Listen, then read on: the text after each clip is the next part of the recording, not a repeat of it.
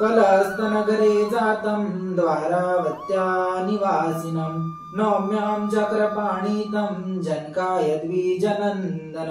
श्री चक्रपाणी महाराज की जय।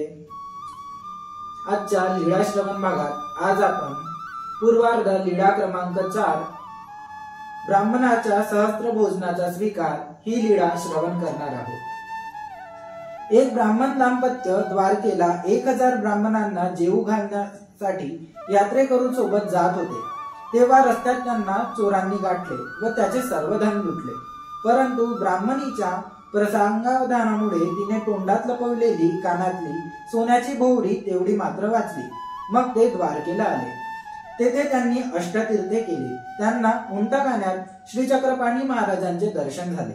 ब्राह्मण चिंता करू लागला की सहस्त्र भोजनाकरिता द्वारकेला तर येऊन पोहोचलो, पण आम्ही लुटल्या गेल्यामुळे आमच्या जवळ बाजार करण्यासाठी पैसे नाहीत, अशी चिंता करीत झोपला। रात्री त्याच्या स्वप्नात ग्रामदेवता आली। तिने सांगितले, येथे द्वारकेत एक ईश्वर पुरुष आहे। तुम्ही त्यांना एकट्यांना जरी जेवू घातले तरी तुम्हाला 1000 ब्राह्मणांना जेवू घालण्याचे पुण्य लाभेल। त्याने आपल्या पत्नीजवळ हे स्वप्न सांगितले व विचार करू लागला। आपल्या जवळ एका व्यक्तीस भोजन घालण्यापुरतेही पैसे नाही, आता काय करावे? त्यावेळी तिने म्हटले, तुम्ही पैशांची काहीच काळजी करू नका, असे म्हणून तिने भोवरी दाखवली। ती बघून ब्राह्मणाने आनंदाने व आश्चर्याने विचारले, ही तुझ्याजवळ कशी वाचली? तिने सांगितले, रस्त्यात चोर भेटले त्यावेळी मी तोंडात लपवून ठेवली होती। बरं, छान झाले, असे म्हणून तो ती भोवरी घेऊन बाजारात गेला।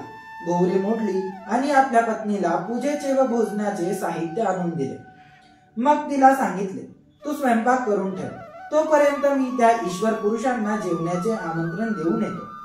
तिने विचारले, ती ईश्वर पुरुष कोण? ब्राह्मणाने म्हटले, श्री चांगदेवराव। पुन्हा तिने विचारले, तेच कोण? त्यावेळी ब्राह्मणाने सांगितले, ते नाही का काल उंटखान्यात बसलेले आपण पाहिले, तेच ते।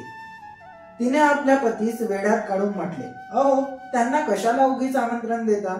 ब्राह्मण तिला म्हणाला, अगं तसं नाही, तू त्यांना भलतेच कुणी समजू नकोस, ते ईश्वर अवतारी पुरुष आहेत। असे म्हणून तो तिच्या उत्तराची प्रतीक्षा न करताच देवाजवळ जाण्यासाठी निघाला। तेथे गेल्यावर देवाला जेवणाचे आमंत्रण स्वीकारण्याची विनंती केली। देवांनी विनंतीचा स्वीकार केला। त्याने दंडवत घातले। परत येऊन पत्नी स्वयंपाक करण्याची आज्ञा केली। तिने स्वयंपाक तयार केला। तेवढ्यात त्याने आपली आंघोळ आटोपली। तिने म्हटले, जा आता त्यांना बोलवून आणा। तो ब्राह्मण देवाला बोलवण्यासाठी गेला। त्यावेळी देव तेथेच बसलेले होते। त्याने दंडवत घातले, श्रीचरणावर मस्तक ठेवले, जी चलावे महाराज असे म्हणून हात जोडून विनंती केली। तसेच देव निघाले। येऊन आसनावर बसले तेव्हा ब्राह्मणी पुन्हा तेच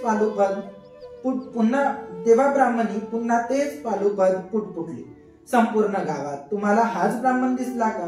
परंतु आपल्या पत्नीच्या बोलण्याकडे दुर्लक्ष करून त्याने देवाचे श्रीचरण धुतले, गंधाचा टिळा लावला। देवापुढे पत्रावळीवर तिने पक्वान्न वाढले। देव जेवू लागले। ती मांडे वाढायची तर देव वरण जेवायचे, ती वरण वाढायची तर देव फक्त भातच जेवायचे, असे उलट्या सुलट्या पद्धतीने जेवण करायचे। ती वाढू का म्हणून विचारायची तर देव गप्प राहत आणि ब्राह्मणाला मात्र अजून आणा असे सांगायचे। असे त्याचे भोजन स्वीकारले।